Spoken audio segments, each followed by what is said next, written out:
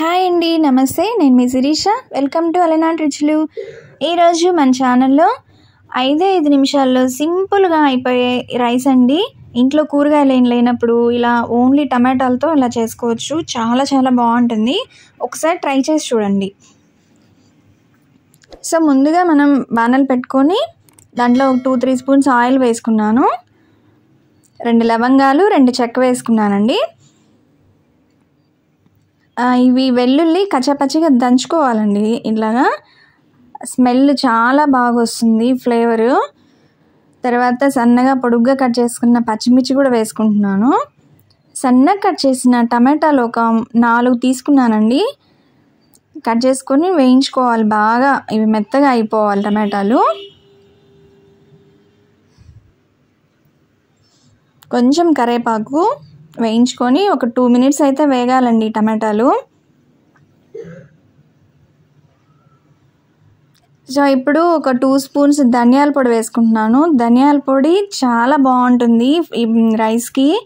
1 spoon కారం, నాకు కొంచెం కారం పడుతుందని కారం కూడా వేసుకున్నాను.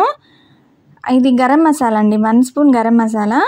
కొంచెం తక్కువే వేసుకోండి, గరం మసాలా అంత అవసరం లేదు. బాగా కలిపేసుకోవాలి.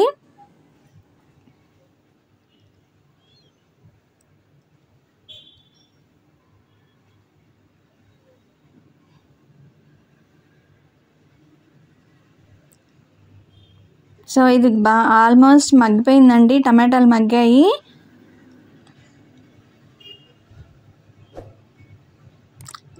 ఇప్పుడు కొంచెం టమాటాలకు సరిపడా సాల్ట్ వేసుకుంటున్నాను.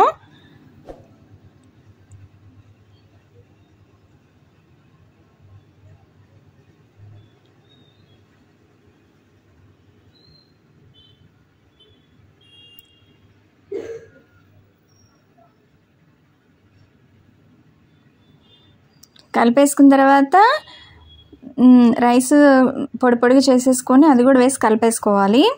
రైస్లో ఇప్పుడు రైస్కి సరిపడా సాల్ట్ వేసుకోవాలండి.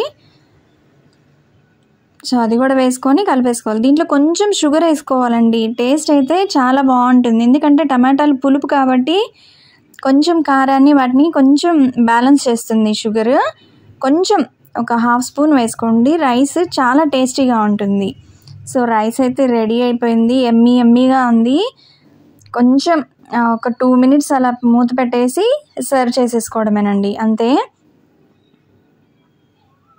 సో రెసిపీ రెడీ అయిపోయింది. ఇప్పుడు సర్వ్ చేసుకుందాం.